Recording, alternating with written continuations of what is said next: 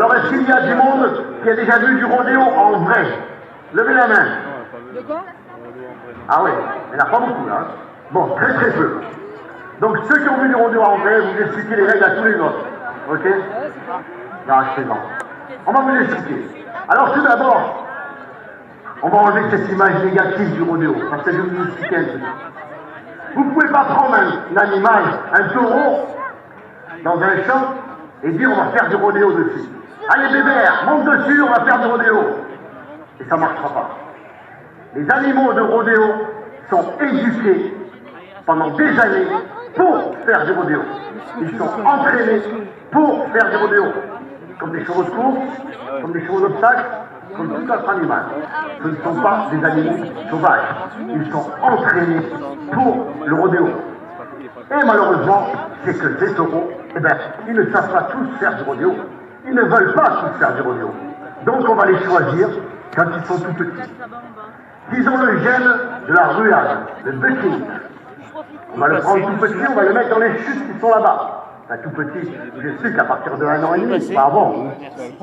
On va lui mettre une boîte sur le dos, à peu près grande comme une boîte à chaussures. On va le faire sortir de la boîte qui est là-bas, les chutes. Et s'il rue, quand il va ruer, on va faire tomber cette boîte à l'aide d'une télécommande. Le taureau va assimiler que c'est une récompense pour lui d'avoir fait tomber cette boîte en ruant. Et il va augmenter les ruades, et au fur et à mesure, on va le récompenser en faisant tomber cette boîte. Et là, on se dit, ben, il y a un potentiel peut-être de taureau de rodéo. Alors on va le garder, et puis il va grandir.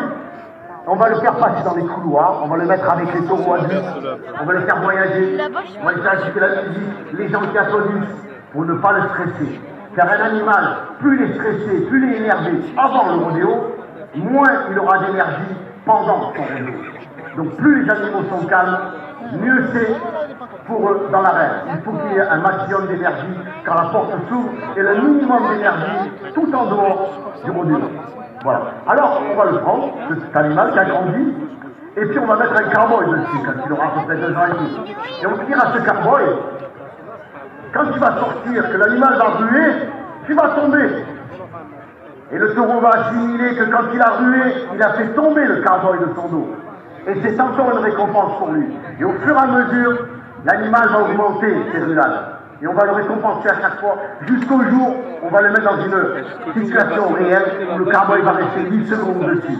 Et on obtiendra un animal de rodéo. Alors, tout ce que vous entendez sur des barbelés autour du ventre, les parties génitales électrifiées ou toute autre torture pour les animaux de rodéo, c'est faux, faux et archi faux.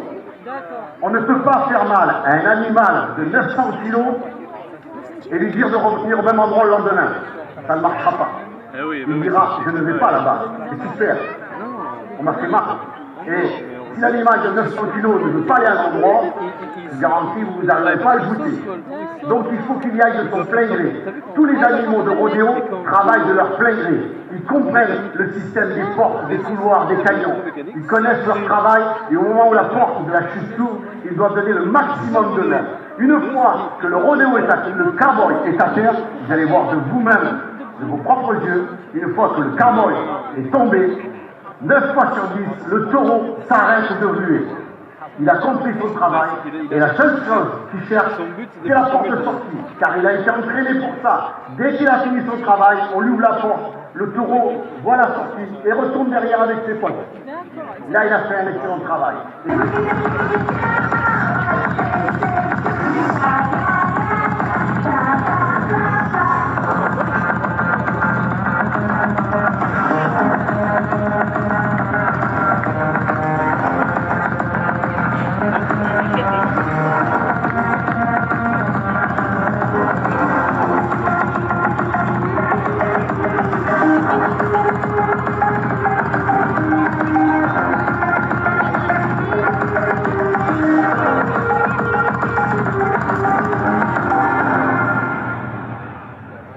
On peut l'appeler très fort, moi de cela.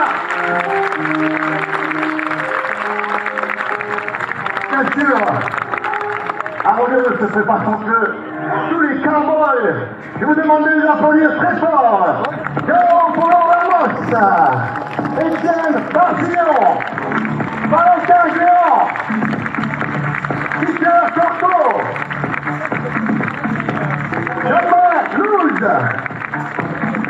William Dugan Guillaume, Valérie de Oliveira, Thomas Garani, Guillermo de Becker et Noël Morin. On les entend les touches.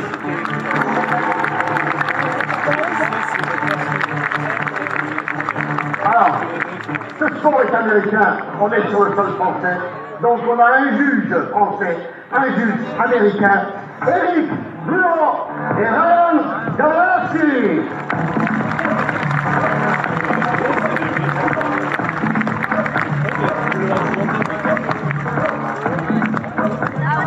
Les bullfighters, les anges gardiens des cowboys de sécurité à leur travail, vous allez voir, c'est fabuleux, ils prennent tous les risques.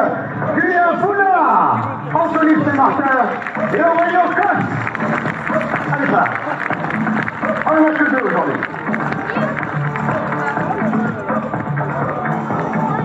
Notre gardien au gasson, notre Mexicain de service, Phil Crawford, Carlos Barrera.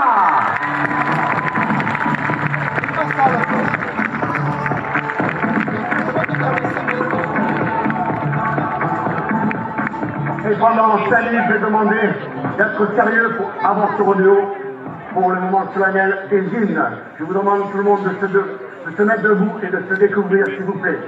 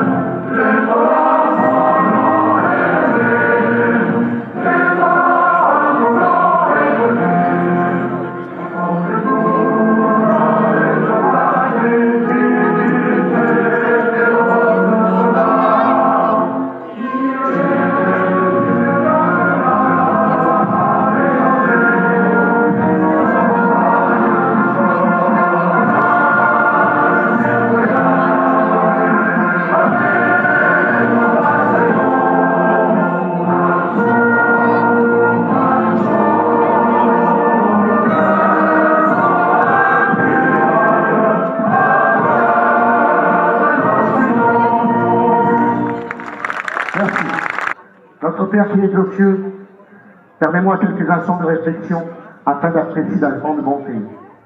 J'implore ta présence tout au long de cette compétition et je te prie de guider mes pas dans l'aréna de la vie.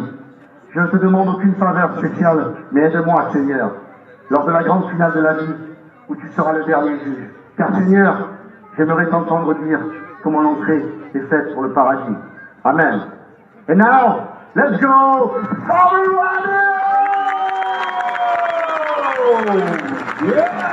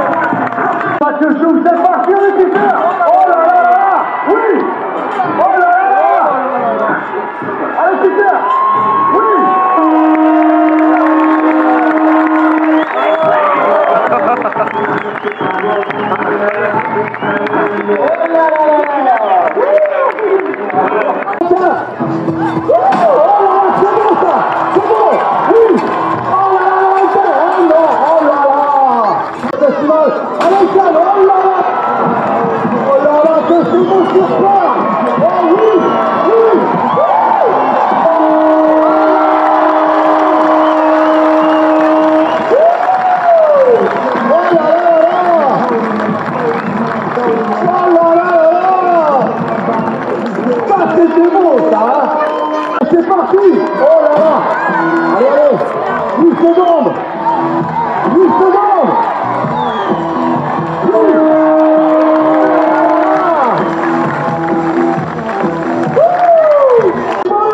Allez, 8 secondes! Allez, allez, allez! Et bon! C'est parti! Oh là là! Allez!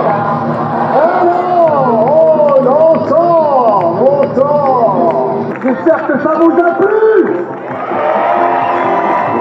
Ça vous a plu.